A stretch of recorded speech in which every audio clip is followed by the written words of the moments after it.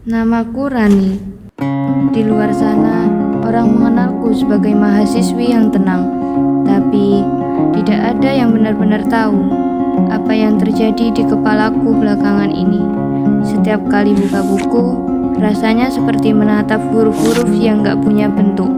Aku baca satu halaman, tapi otakku kosong. Napas cepat, dada sesak, seolah ada beban yang gak bisa aku jelaskan. Awalnya aku pikir ini cuma capek biasa, tapi makin lama makin terasa seperti aku kehilangan diriku sendiri. Dan aku takut, bukan cuma takut gagal, tapi takut orang tahu kalau aku sebenarnya sedang berantakan.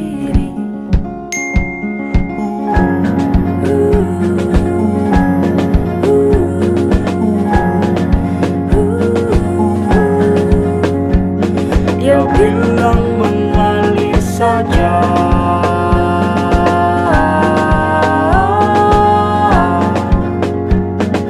mengalir, mengalir.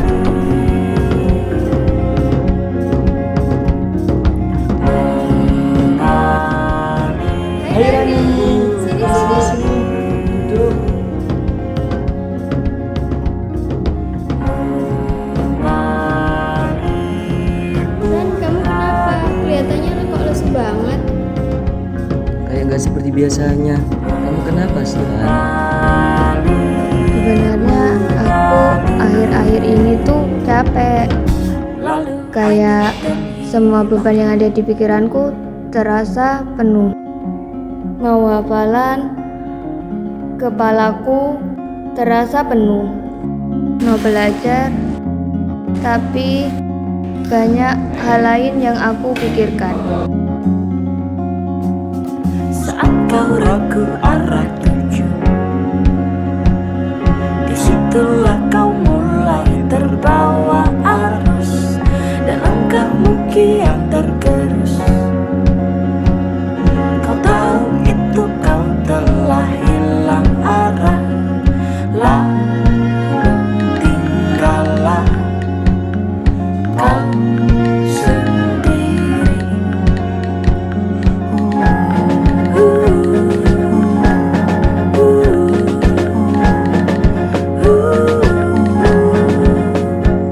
Dia bilang mengalir saja,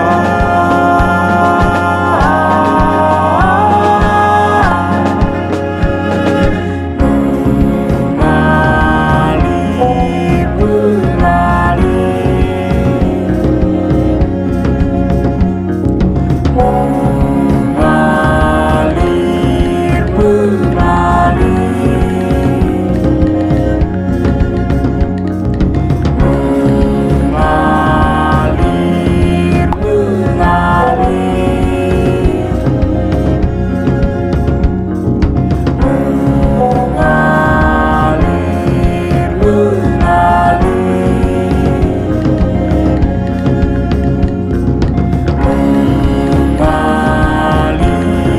mengalir,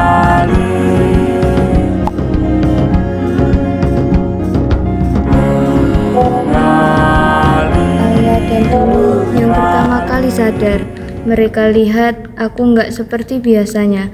Kadang aku iri, mereka bisa membaca apa yang bahkan aku sembunyikan dari diriku sendiri.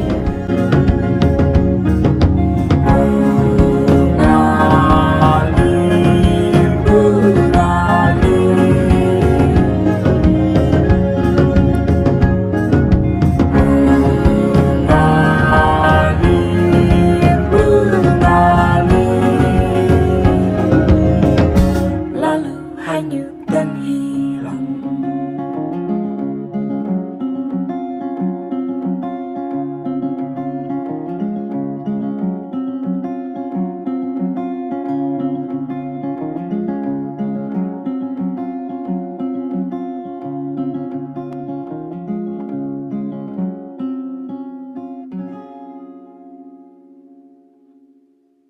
Atas nama Rani, silakan masuk.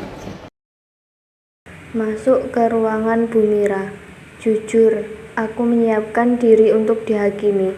Tapi Yang terjadi malah sebaliknya. Beliau menjelaskan dulu tentang dasar intervensi. Cara beliau bicara bikin aku sadar bahwa setiap langkah yang diambil bukan asal-asalan. Ada landasan, ada etika. Untuk pertama kalinya, aku merasa aman. Di sini kamu gak usah terburu-buru, santai aja. Maaf Bu, saya tegang. Itu wajar sekali. Banyak yang pertama kali datang ke sini merasakan hal yang sama. Kamu tidak usah merasa takut. Di sini aman. Sebelum kita masuk ke ceritamu, saya ingin kamu memahami satu hal yang penting. Semua yang saya lakukan di ruangan ini bukan berdasarkan asumsi saya sebagai psikolog, melainkan berdasarkan kebutuhanmu sebagai klien. Itu bukan sekedar pilihan pribadi saya, tetapi prinsip yang diatur jelas dalam Kode Etik Psikologi Indonesia pasal 68. Artinya, kamu tidak akan diberi saran sembarangan, tidak akan dihakimi. Tugas saya bukan menentukan benar atau salah, melainkan memahami apa yang sedang kamu alami. Kamu boleh mulai dari mana saja, tidak harus runtut. Ceritakan saja hal yang paling sering mengganggu pikiranmu belakangan ini. Mungkin kamu sudah merasa terlalu lama menahan semuanya sendirian, dan saya ingin kamu tahu, datang ke sini saja sudah menunjukkan keberanian. Itu bukan tanda kelemahan, Rani. Untuk kondisi yang kamu alami sekarang, intervensi yang paling tepat adalah psikoedukasi. Ini juga dijelaskan dalam pasal 69 Kode Etik Psikologi Indonesia, bahwa psikolog wajib memberikan penjelasan yang jelas dan benar dan dapat dipahami klien, agar kamu mampu memahami kondisi psikologismu sendiri. Ketika seseorang mengalami stres berlebihan dalam waktu lama, sistem di otak bisa menjadi tidak stabil. Fokus mudah terpecah, informasi sulit tersimpan, pikiran terasa penuh, seolah tidak ada ruang untuk bernafas. Bukan karena kamu tidak mampu, bukan karena kamu kurang cerdas, melainkan karena otakmu sedang kelebihan beban. Di sini kita akan belajar memahaminya bersama, pelan-pelan, tanpa paksaan, karena kamu layak untuk dipahami, bukan dihakimi.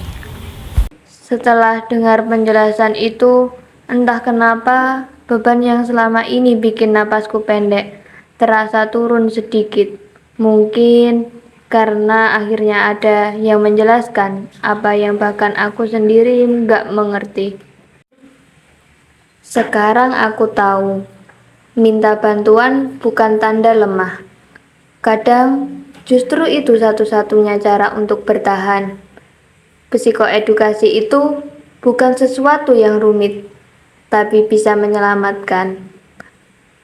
Alia dan Dino, ada saat aku nggak berani minta tolong, dan Bu Mira mengajari aku memahami diriku sendiri, bukan sekedar menenangkan.